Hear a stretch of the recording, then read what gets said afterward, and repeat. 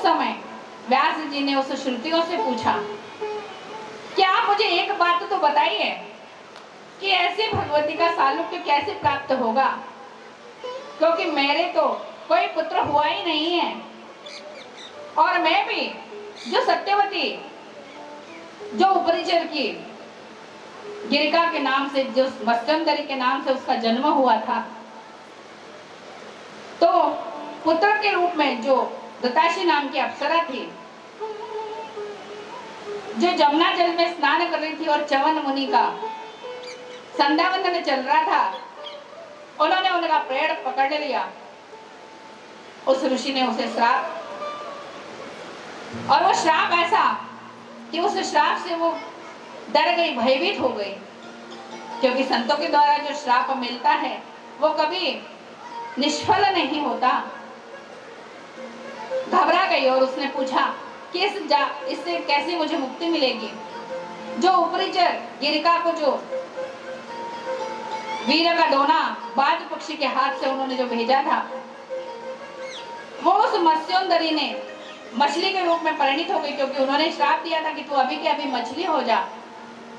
और वो मछली हो जाने के बाद में उसने उसे लपक लिया। लड़की मत्स्योंदरी के नाम से उत्पन्न हुई और उसे कालिका का नाम दिया, और ये कालिका आगे दाशराज की पुत्री बनी। इस सत्यवती के उदर से, क्योंकि जो भरत वंश की हम स्थापना करें, बात करें, तो शांतनु जो पूर्व जन्म में महाभीष थे, गंगा शिवजी की अर्धांगिनी थी, और इन्होंने कैलाश पर नाना प्रकार की तप अर्जित करके शिवजी को वर्ण करने का प्रयास किया था। और जब शिवजी का वर्ण करने का समय आया, शिवजी ने जब नकारात्मक प्रणय याचना को उनके ठुकराया, तो ब्रह्मा का आह्वान किया उन्होंने, और वो अपने कमंडल में भरकर देव कार्य को संलग्न करने के लिए स्वर्गलोक ले गए। जब स्वर्गलोक में गंगा गई तो ब्रह्म कार्य में देव सभा में गंधर्व गान चल रहा था। देवताओं का कार्य निश्चित करने के बाद जब गंगा ब्रह्म सभा में बैठी हुई नृत्य गान का आनंद ले रही थी, उसी समय महाभीष जिन्होंने 100 वाजपेयी यज्ञ किए थे, स्वर्ग में आना जाना उनके लिए जिस तरह से हम घर से मंदिर की ओर जाते हैं, इस तरह से वो रोज स्वर्ग की ओर जाते थे। ब्रह्म सभा में वो भी उपस्थित हुए। अचानक पवन देव को आदेशित किया उस भगवती ने, और तेज हवा का झोंका चला। उस झोंके से जो गंगा का वस्त्र था वो इधर उधर हुआ, और महाभीष की दृष्टि उन पर पड़ी। सारे देवताओं ने अपना मुख नीचे किया, लेकिन महाभीष जो देखते रहे, तो ब्रह्मा जी ने दोनों को श्राप दिया कि तुम अभी के अभी मृत्युलोक में जाओ। जब ब्रह्मा जी के श्राप से गंगा जब मृत्युलोक में आ रही थी, उस समय गंगा ने अपने मन में ये निश्चय किया कि मैं माँ को कहकर आई थी कि जब तक शिवजी मेरा आह्वान नहीं करेंगे तब तक मैं इस मृत्युलोक में नहीं अवतीर्ण होंगी, और आज मुझे इस श्राप के कारण इस धरा पर अवतीर्ण होना पड़ रहा है। क्या कारण है? अपने मन में नाना प्रकार की विचार क्रांति लिए हुए जब गंगा अवतार होते हैं, वो उनके मनोगत को जानते हुए उनके कार्य को करने में तत्परता से उसका योजन बताने से पहले ही वो उसे रास्ता बता देते हैं। कहते हैं बेटा, तू जिस कार्य से यहाँ आया है, मैं तेरे मनोगत को अच्छी तरह से जान गया हूँ, और अब तुझे ये कार्य करना है। उस बात की पुष्टि होती है, और वो 1-2 दिन में ही उनके बताए हुए कार्य को करता है, और उसे सफलता प्राप्त होती है, तो उसके प्रति उसकी भक्ति अटूट हो जाती है। वो उसी की ओर फिर भागने लगता है, दौड़ने लगता है। जिस तरह से देवताओं के साथ जगदम्बिका ने किया, जब उन्होंने एक कार्य अच्छा किया तो प्रशंसा के रूप में परीक्षा भी ले ली, गुरु दीक्षा भी दे दी, और उन्होंने कार्य करने के लिए आगे बढ़ा भी दिया।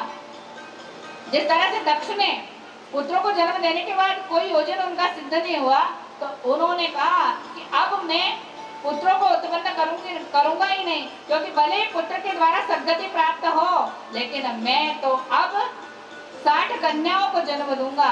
और इन 60 कन्याओं को उन्होंने जन्म दिया, जिसमें वो भगवती का अंश समाहित था। और उन्होंने इन सृष्टि के कार्यों को, इन कन्याओं को, जो 10 मानस पुत्र ब्रह्मा जी के द्वारा, उस जगदम्बिका के अंश भूतों के द्वारा जो इस धरा पर अवतीर्ण हुए थे, उन्हीं के साथ उन 60 कन्याओं का विवाह कर दिया। अंगिरा, आत्री, जमदग्नि, और बाद में जब चंद्रमा अरिष्ट ने भी इन सबको, जब सारी पुत्रियां जब ब्याह दी उन्होंने, अंत में जब 2 पुत्रियां शेष रही, तो उन्होंने भी उनको भी उन्होंने अंगिरा को दे दी, क्योंकि अंगिरा को उन्होंने 2 पुत्र, इस तरह से उनकी अंगिरा के पास 4 पुत्रियां चली गई, जो बाद में जरत्कारु नाम के पुत्र की पत्नी बनी, पुत्र की मां बनी। अब ये जरत्कारु जो थे वो पितरों के देवता थे, और इन्होंने कहा था कि मेरे नाम वाली अगर कोई कन्या मुझे मिलेगी तो मैं उससे विवाह करके और आपके सुख उपभोग के लिए पुत्र को उत्पन्न करूंगा। जब ये बात उनके द्वारा जब प्रकट हुई, तो उन्होंने कहा कि जब भगवती का सानिध्य प्राप्त हो गया है, उनकी आराधना से मनोवांछित फलों की अभिलाषा, हमें निरंतर हमारे मन की अभिलाषा पूर्ण होती जा रही है, तो फिर हमें घबराने की क्या आवश्यकता है।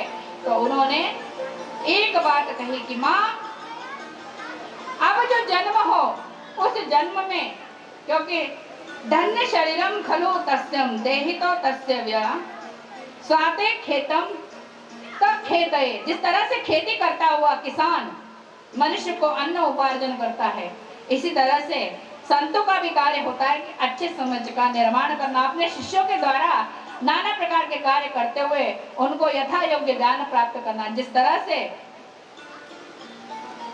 पुलस्त्य ने अपने पुत्रों को ज्ञान कराया, और बुद्ध ने, ऋतवाक, इन सारे ऋषि मुनियों ने अपने पुत्रों को, क्योंकि वेदाध्ययन करते हुए इन्होंने जब सारे कार्य अपने हाथ में ले, वैदिक मंत्रों की दीक्षा अपने शिष्यों में, तो अपने पुत्रों को भी देंगे, इस बात का अपने मन में ध्यान रखते हुए जब वैदिक मंत्र को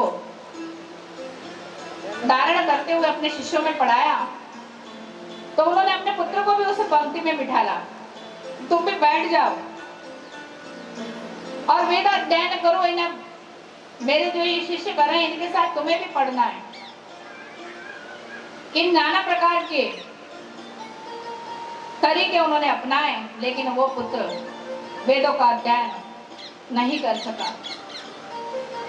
कहते हैं कि जगह हसाई हो, समाज, परिवार, जहां भी वो पूजा पाठ के कार्य करने जाते हैं, बड़े दुखी और व्यथित रहते, अपने पुत्र के बारे में नाना प्रकार की व्यवस्थाओं को सहेजते हुए कि किसी भी तरह से इसे समझ आ जाए, क्योंकि वेदार्थी, वेदोक्त ब्राह्मण का पुत्र अगर महामूर्ख की गणना में आ जाए तो पिता को लज्जित होने के अलावा और कुछ नहीं रहता।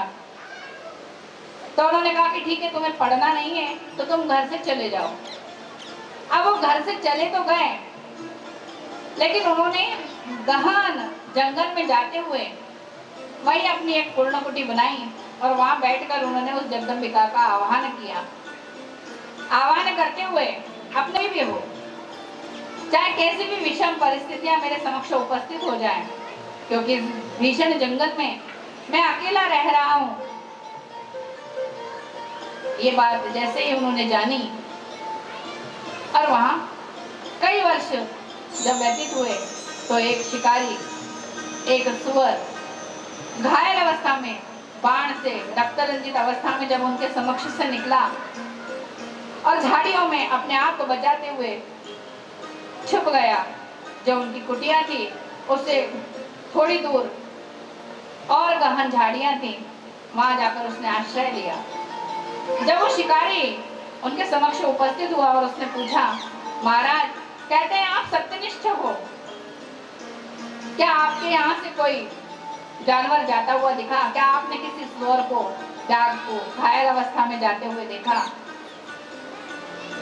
वो थोड़ी देर के लिए तो विस्मित हुए, उसकी तरफ देखते रहे विस्मित भाव से कि मैं इसे क्या कहूं। क्योंकि जो गया है वो पहले से ही घायल है, दुखी है। अगर मैं इसे कहता हूँ, क्योंकि सत्य को बताना है, सत्य का बोलना है, सत्य का वचन लिया है मैंने। अगर मैं बताता हूँ और ये वहां जाता है तो उसे मार डालेगा, और वो मर गया तो उसकी हत्या का पातक मुझ पर लगेगा, क्योंकि बताने वाला मैं रहूंगा। तो मैं क्या कहूँ?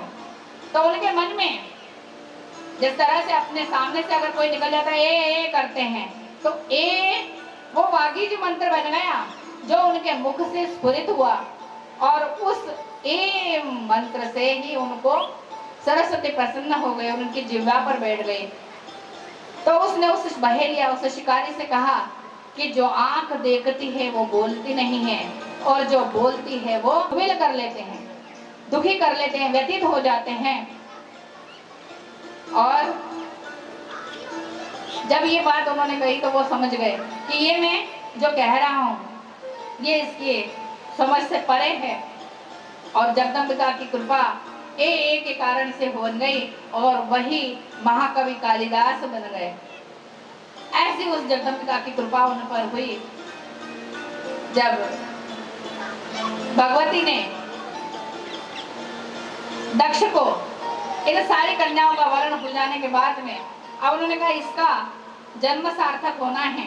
कहते हैं ना तपस्या की, अगर बाल्य अवस्था से हमने पूजा पाठ किया है और हमारा वो पूजा पाठ निरंतर एकाकी भाव से चलता चला आ रहा है, बगैर विघ्न बाधा के हम उसे सुचारू रूप से करते आ रहे हैं, तो भगवती एक समय ऐसा आता है जब वो उसकी परीक्षा लेकर और उसे संपूर्ण फल प्रदान करती है। कि दक्ष ने मांगा है कि मुझे आप मेरे यहाँ पुत्री के रूप में जन्म लें, तो माँ जगदम्बिका की एक ऐसे दुर्वासा ऋषि जो भक्त थे उनके, जो आज भी मणिद्वीप में निरंतर जाते हैं। जिस तरह से अपने घर से हम मंदिर जाते हैं, उसी तरह से दुर्वासा जी अपने घर से उस जगदम्बिका के मणिद्वीप पर रोज जाते हैं और 2 पुष्प उनके चरणों में अर्पित करते हैं।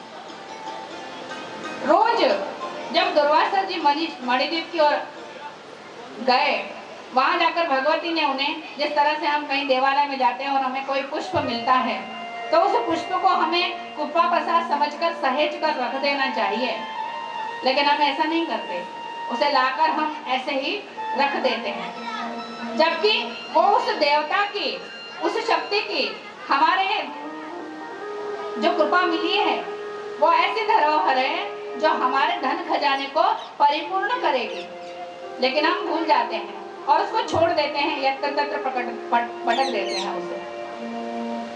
दुर्वासा जी को उस दिन प्रसन्न होकर भगवती ने पारिजात पुष्प की माला दी, क्योंकि भगवती को तो लीला करना थी, और इस लीला को बताने के लिए उन्होंने दुर्वासा जी को माध्यम बनाया। जिस तरह से हमारे कार्य को करने के लिए कोई न कोई माध्यम बनता है, तो इसी तरह से उन्होंने दुर्वासा जी को माध्यम बनाया, और उस दुर्वासा जी को पारिजात पुष्प की जैसे ही उन्होंने माला दी, उस पर भंवरे गुंजायमान करते हुए जैसे वो मणिद्वीप से स्वर्ग की ओर आए, दक्ष प्रजापति की उन पर दृष्टि पड़ी और उन्होंने मुनि का स्वागत करने की इच्छा से अपने घर पर उन्हें आने का निमंत्रण दिया। उन्होंने उन्हें आसन दिया, उनका पैरों का अभिषेक किया, टीका चंदन पुष्पहारों से उनका स्वागत करते हुए, जब हम किसी भी शक्ति की, किसी भी गुरु की, किसी भी संत सुचारू रूप से नहीं चलेंगे, क्योंकि जो मणिद्वीप की शोभा का वर्णन था वो तो सब देख ही चुके थे, और इस कार्य को प्रसूति ने नाना प्रकार की पूजा विधि से उस जगदम्बिका को कहा था कि जब तुम्हारा ये सर्वलोक इतना सुंदर स्वर्णिम है, तो आपके अंश रूप से जो मेरे यहाँ प्रकट होने वाली कन्या है वो कितनी सुंदर होगी। इस बात का मन जानने के लिए उसने कहा, क्योंकि प्रसूति का मन तो वहां पर खो गया था, उन वादियों में उस मणिद्वीप की संपूर्णता को उस पारिजात पुष्प की माला में उन्होंने देख लिया था। तो वो कहते हैं, खो गया मेरे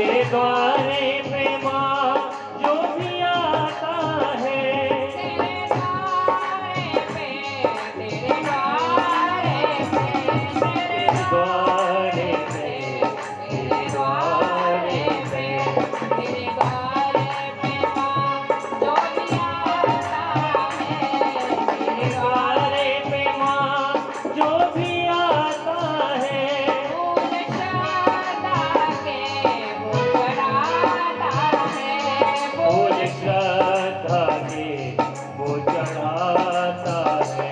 भवसागर से पार हो जाता है, भवसागर से पार हो जाता है। जय हो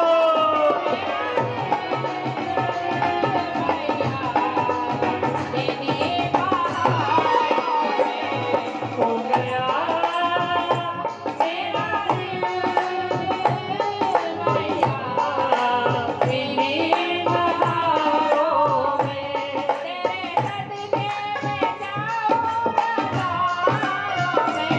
तेरे सदके में जाऊं नजारों में।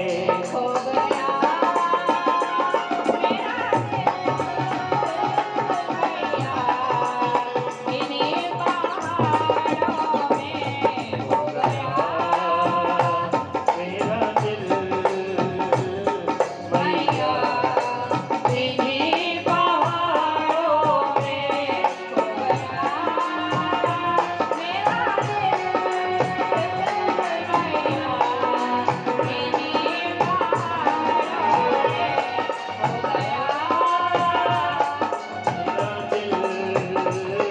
मैया बहारों में। मैया की जय। प्रथाओं में स्थान लो। तो कहते हैं कि गंगा ने जो चुपचाप महादेव की आराधना की थी, जिसमें माँ जगदम्बिका पार्वती के रूप में जब प्रथम बार कैलाश पर आई थी और माँ लक्ष्मी ने उनकी आरती उतारी थी, उस समय उन्होंने स्त्रियों के लिए 16 सोमवार व्रत का जो वचन महादेव से लिया था कि कोई भी स्त्री मृत्यु लोक की अगर 16 सोमवार का व्रत करे तो उसे संपूर्ण व्रत का फल आपको तुरंत देना होगा। तब महादेव ने तथास्तु कहकर और वही व्रत गंगा ने पूर्व में किया था। इस बात को महादेव अच्छी तरह से जानते थे, लेकिन पार्वती इससे अनभिज्ञ थी। उस समय त्रिवार वंदन करते हुए भागीरथ, जिसने कई हजार वर्षों से तपस्या करते करते अपने इन भाइयों के उद्धार के लिए भोलेनाथ की आराधना की, कहते हैं कि जब भागीरथ तपस्या कर रहे थे और उनको नारद मुनि ने जब स्वर्ग का रास्ता बताया और उन्होंने कहा भोलेनाथ को तुमको मनाना पड़ेगा और उनकी आराधना करो, उस समय भागीरथ माँ जगदम्बिका की पूर्ण रूप से आराधना करते हैं और भोलेनाथ अपनी जटाओं को खोलकर गंगा को उसमें बांध लेते हैं।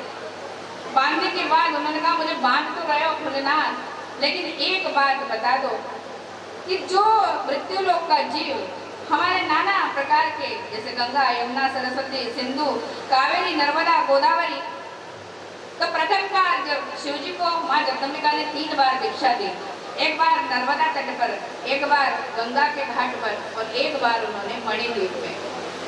जब इस तरह से उन्होंने दीक्षित 3 बार दीक्षा लेने के बाद कहते हैं 24 गुरु बनाना चाहिए, लेकिन मुक्ति मुक्ति मोक्ष को पाने के लिए जब हम ये सारे सुखों को अपने अंदर समाहित करता रहती है पाने की, वो हमसे दूर होता चला जाता है। और जब हम उससे कहते हैं कि हमें मिला तो ठीक, ना मिला तो ठीक, तो वो हमारे सामने उपस्थित हो जाता है और हम उस समय सोचते कि तो मैंने मांगा ही नहीं था, कैसे हो गया। लेकिन ये जगदम्बिका ऐसी है कि चाहे कोई मांगे या ना मांगे, हमेशा उसकी व्यवस्था को सुचारू रूप से चलाने के लिए वो साधन उत्पन्न करती रहती है, भले ही वो उसे माने या ना माने। बोलो जगदम्बिका मैया की जय। जब भागीरथ ने अपने कार्य को सफल किया और गंगा को लेकर जब यहाँ पर आए, यहाँ आने के बाद बाद में उन्होंने सगर पुत्रों को उस गंगा का स्पर्श हुआ और सब के सब स्वर्ग की ओर गए। महादेव गंगा को लेकर जब कैलाश पर आए तो मां जगदम्बिका जो पार्वती के रूप में उनके समक्ष बैठी हुई थी, उनके मन में एक विचार आया और उन्होंने कहा, क्यों नंदे शुंभ निशुंभ ये सारे राक्षस जो मेरा आह्वान कर रहे हैं, तो मैं तामसी सात्विकी और राजसी शक्ति में का अंश रूप धरकर और इन राक्षसों को वर देने के लिए जाऊं। जब हयग्रीव नाम का राक्षस मां जगदम्बिका की आराधना कर रहा था, मां जानती थी कि राक्षस अपने मन को जो चाहता है वो इसे मुझे देना पड़ेगा। इसके लिए उन्होंने एक लीला रची। जब वो वैकुंठ में नारायण के चरण वंदन करती हुई बैठी हुई थी शेष शैया पर, उस समय नारायण के जो चक्षु थे, नयन थे, वो बंद नहीं, खुले हुए थे और वो टकटकी बांधे सामने की ओर देख रहे थे। लक्ष्मी को लगा कि नारायण को मैं या तो सुंदर लग रही हूँ या कुरूप लग रही हूँ। देखो आज नारायण मेरी ओर उन्मुख होकर मंद मंद मुस्कुराते हुए अपने मन को साध रहे हैं। स्वामी का क्या भाव है ये मैं नहीं जानती, लेकिन इतना जरूर जानती हूँ कि स्वामी अपलक मुझे निहार रहे हैं। ये भाव जैसे लक्ष्मी के मन में जागृत हुआ, नारायण इस बात से अनभिज्ञ थे और उनके मुख पर मंद मुस्कुराहट जैसे आई। लक्ष्मी को लगा थोड़ी देर के लिए कि शायद मेरा जो मुख है वो नारायण को अच्छा नहीं लगा, इसलिए ये मुझे देखकर हंस रहे हैं। क्योंकि कोई भी पति हो, जब पत्नी सजी धजी उसके समक्ष आती है और पति अगर उसकी प्रशंसा न करे और हंस दे कि ये तुमने क्या रूप बनाया है, तो वो तिरस्कृत हो जाती है। अपने मन में एक उद्विग्नता लिए हुए उसका मन एक अंतर्द्वंद में गिर जाता है और वो अंतर्द्वंद उसको दिखाता है कि मैं तो इतना अच्छा तैयार हुई थी, लेकिन इन्होंने मेरी प्रशंसा में कुछ भी नहीं कहा। अब भगवती को लगा कि नारायण मुस्कुराए हैं, इसका मतलब कि मेरा ये मुख इनको कुरूप लग रहा है और अब इनके जीवन में मेरा कोई उद्देश्य नहीं है। तो इसलिए उन्होंने क्रोध में आकर कहा कि ये शीश धड़ से अलग हो जाए। अब ये लीला वो जगदम्बिका को करना थी। जब ये शीश धड़ से अलग हो जाए उन्होंने कहा, तो तुरंत भगवान का शीश जो है वो धड़ से अलग हो गया और क्षीर सागर में हिलोरे खाता हुआ झूलने लगा। उसी समय महादेव और ब्रह्मा जी विष्णु से अंबा यज्ञ की चर्चा करने के लिए आए थे। हम कहते हैं, मैं बार बार इसलिए कह रही हूँ कि हम जब देवताओं के लिए वो जगदम्बिका इस श्रीमद देवी भागवत का श्रवण पान करने के लिए और यज्ञ करने के लिए उनको तरसा नहीं रहती है, किसी न किसी कार्य में लगाती रहती है, तो हम जैसा इस मृत्यु लोक का प्राणी जब उसके इस महान यज्ञ को कर लेता है तो इससे बड़ा बड़भागी और कौन हो सकता है? कोई हो सकता है? जब देवता बार बार प्रयास करते हुए भी इस कार्य को नहीं कर पाते और हमने एक जरा सी कृपा से उसका ये इतना बड़ा कार्य कर लिया, तो हमसे बड़ा और बड़ा भागी कौन हो सकता है? बोलो जगदम्बिका मैया की जय। जब उन्होंने देखा कि ये कुरूप मेरा मुख इनके लिए, तो तुरंत उन्होंने श्राप दे दिया कि ये मुख जो है क्षीर सागर में हिलोरे खाता है। और भगवान का ये देखकर दृश्य ब्रह्मा के आंखों में अश्रु आने लगे और वो कहने लगे, तुम ही स्वाहा, तुम ही स्वधा, तुम ही शशि, तुम ही रुद्राणी, तुम ही ब्रह्माणी, तुम ही सब कुछ हो, कुछ करो। इनका ये रूप मैं नहीं देख सकता, किसी भी तरीके से मेरे स्वामी को स्वस्थ करो, दिखाओ। तो उस समय महादेव ने कहते हैं कि ब्रह्मा जी को आदेशित किया कि तुम अपनी माया से कोई ऐसा कीड़ा उत्पन्न करो जिससे कि ये इनकी प्रत्यंचा को काटेगा, क्योंकि हयग्रीव मां जगदम्बिका की आराधना कर रहा है, उसे मृत्यु के मुख में पहुंचाने के लिए हमें ये कार्य करना ही पड़ेगा। और इसको करने के लिए जैसे ही उन्होंने वर्मी नाम का कीड़ा उत्पन्न किया, उससे कहा कि देखो भाई, मैं तुम्हें आज्ञा दे रहा हूँ कि तुम इस प्रत्यंचा को ध्वस्त कर दो। भाई तुम जमीन पर हो और तुम इसके मध्य में जैसे ही जाओगे वैसे ही ये कटकर प्रत्यंचा जाएगी और ये शरीर अलग हो जाएगा। अब उन्होंने कहा कि भाई तुमने मुझे उत्पन्न किया है क्योंकि तुम्हें तो सृष्टि के लिए प्रजनन का कार्य करना है, लेकिन अगर मैं इस भगवान के धनुष को काटूंगा तो इसका मुझे क्या मिलेगा? तो उन्होंने कहा कि जब हम यज्ञ में आहुतियां देते हैं ना, तो जो सामग्री नीचे गिरती है उसका भाग उन्होंने कहा कि उसे तुम्हें मिलेगा। इसलिए जो जमीन पर गिरी हुई सामग्री है उसको हम वापस हवन कुंड में नहीं डालते। क्यों? क्योंकि उसके ऊपर उस कीड़े का अधिकार है, जो वर्मी नाम का कीड़ा उन्होंने उत्पन्न किया था। अब तो त्रैमाम, जब देह शरीर कहीं दिखाने, शरीर दिख रहा है और शीर्ष कहीं दिखाई नहीं दे रहा, तो ब्रह्मा और शिव सब रोने लगे, रुदन करने लगे। उन्होंने कहा क्या करें? स्वा सुधा सुचि ब्रह्माणी रुद्राणी है भैरवी मातंगी धूमावती शूर। ब्रह्मा जी से कहा, बोले ये मेरी एक लीला है, तुम्हें दुख करने की आवश्यकता नहीं है। एक हयग्रीव नाम का राक्षस मेरी तपस्या कर रहा है और तामसी रूप में मैंने उसे दर्शन देकर उसने वरदान मांगा मुझसे कि देवताओं से मुझे कोई भय नहीं है, स्त्री मुझसे जीत नहीं सकती। और तुम कहती हो कि जो मनुष्य इस धरा पर अवतीर्ण हुआ है उसे जाना है, चाहे भले कोई पहले कोई बाद में। कहते हैं ना, जो मरता है वो अपने मृत्यु को नहीं देखता, दुनिया देखती है। मरने वाला तो मर जाता है, हम अपनी मृत्यु को नहीं देख सकते, देखता दूसरा है, मरते हम हैं। और ये व्यवस्था को समझाने के लिए माँ जगदम्बिका ने देवता ब्रह्मा और विष्णु को, क्योंकि विष्णु का तो कार्य पूर्ण हो चुका था, उन्होंने सोचा इसको मारने के लिए जो घोड़े का शरीर है, सिर है, वो इनके शीश से जोड़ दो। मैं तामसी दृष्टि से उसको अपने वश में कर लूंगी। हयग्रीव कहने लगा ठीक है, मुझे मारने वाला हयग्रीव होना चाहिए। और ब्रह्मा जी को उन्होंने आदेशित किया कि जाओ दक्षिण दिशा की ओर एक घोड़ा लेटा हुआ है, उसके मस्तक को काट कर और नारायण के शीश से जोड़ दो। ब्रह्मा जी गए और तुरंत उसके शीश को उतार कर लाकर उन्होंने हयग्रीव भगवान नारायण के उस धड़ से जोड़ दिया। इस तरह से हयग्रीव का जन्म हुआ। हयग्रीव जैसे जैसे उस हयग्रीव का वध हुआ, कहते हैं कि उसके रक्त से सारा का सारा ब्रह्मांड धुएं में व्याप्त हो गया। उस समय जो धूम्रोलोचन का पुत्र चाक्षुराक्ष तपश्चर्या कर रहा था, वो अपने इस गंध धुएं को देखकर उनकी ओर आकर्षित हुआ और वहां जाकर उसने उन देवताओं को आह्वान करते हुए ललकारा कि तुम जिसकी आड़ में हम राक्षसों का वध करके और अपने आप को जीत का गौरव प्रदान करते हो, तो ये तुम्हारा व्यर्थ है। बोले हमारे भ्रम में हमारे बराबर युद्ध करो तब हम जाने।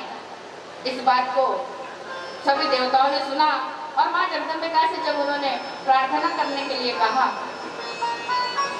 नारायण उस समय कहने लगे कि नारद, तुम हमेशा कहते हो ना कि माया क्या है, तो आओ आज मैं इस माया रूप से तुम्हारा परिचय करा देता हूँ।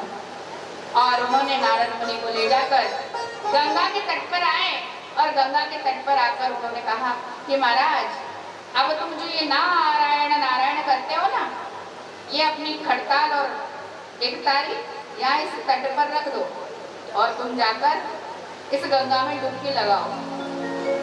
कहते हैं कि जब नारद मुनि ने उस गंगा में डुबकी लगाई तो नारद मुनि स्त्री रूप में परिणित हो गए।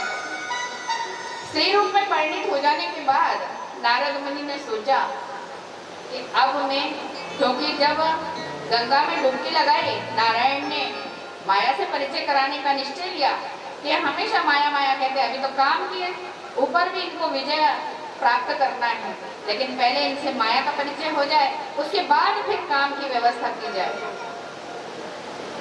नारद मुनि अपनी सारी पिछली जो व्यवस्था थी सब भूल चुके थे। वो भूल गए थे कि मैं नारद मुनि हूँ और वो एक सुंदर स्त्री बनकर और जाने लगे नारायण की तरफ उन्होंने देखा भी नहीं और जाकर एक पीपल के वृक्ष के वहां जाकर वो बैठ गए। जैसे वो वहां जाकर बैठे, वहां से एक तारध्वज नाम के राजा निकले जो आखेट करके लौट रहे थे। उन्होंने इस सुंदर सुकोमल कन्या को देखा जो नाना प्रकार के वस्त्र आभूषणों से सुसज्जित थी। उन्होंने कहा इस विशाल काय भीषण जंगल में ये कन्या अकेली कैसे है, इसका नाम क्या है, इसका गोत्र क्या है, ये कहाँ से आई है, कुछ भी पता नहीं। जब उससे पूछने लगे कि तुम्हारा नाम क्या है, तुम कौन हो, कहाँ से आई हो, लेकिन फिर भी उन्होंने कोई उत्तर नहीं दिया। तो उन्होंने कहा कि भाई ठीक है, अब कोई ये लीला है उस जगदम्बिका की और उस माया की जिसको पहचान कराना है नारद मुनि को।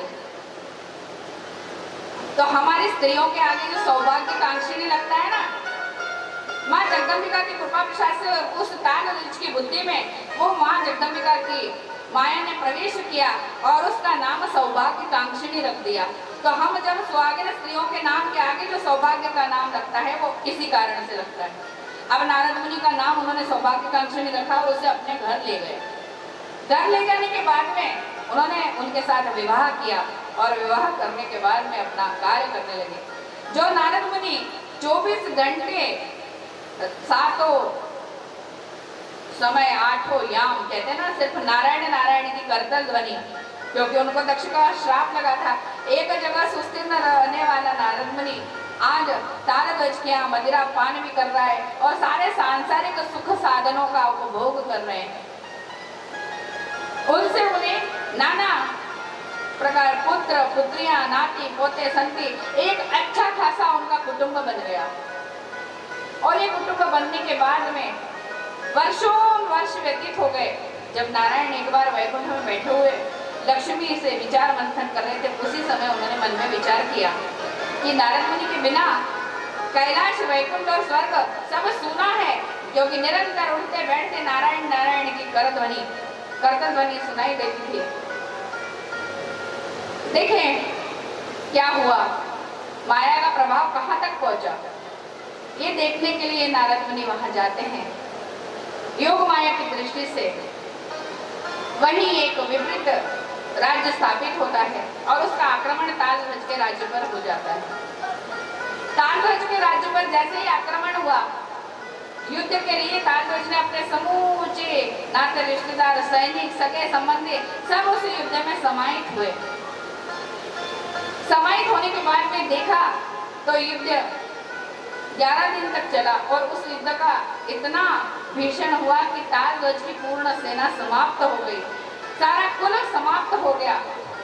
और जब ये सब समाप्त हो गया तो तालध्वज भी कहीं दिखाई न दिए और इस सारे कुटुंब का सर्वनाश होते हुए वो भी मृत्यु के मुख में जब पहुंचे, अब सौभाग्य कांक्षिणी को लगा कि बहुत समय बीत गया, मैं क्यों ना देख कर आऊं कि युद्ध विराम हुआ या नहीं हुआ।